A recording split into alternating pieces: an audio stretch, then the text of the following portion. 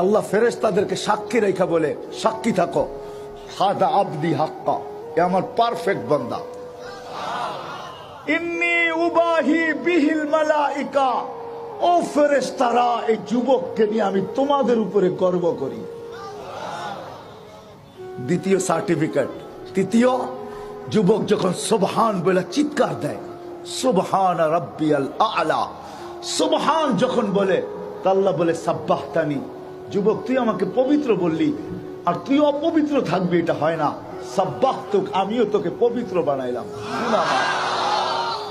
যখন আলা বলে, আলা আলা বলে মহান, আল্লাহ বলে আলাইতানি ইয়া আবদি, ও বান্দা, ও যুবক, তুই আমাকে মহান বললি, আর তুই মহান হবি না এটা হয় না, আলাইতুক, আমিও তোকে মহান বানাইলাম। আরে হাদিসে আল্লাহ বুঝাইতেছে কিরকম মহান।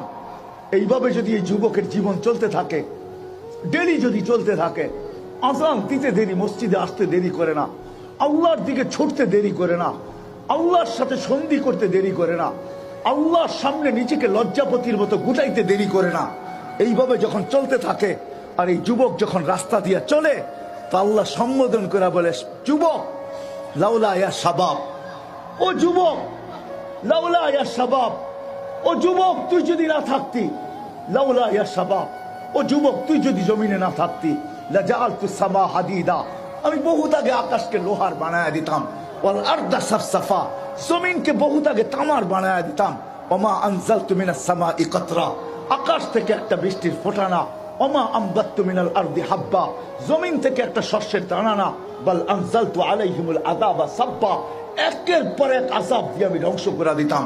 কিন্তু পারি না তো যুবক, তোর চেহারা দেখলে পারি না।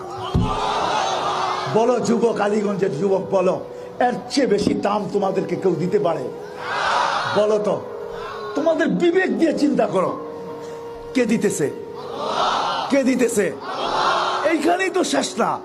এটা তো আমি সামান্য শুনাইলাম তোমাদেরকে, এইখানেই শেষ না, এইখানেই শেষ না, এইখানেই শেষ না, এইখানেই শেষ না।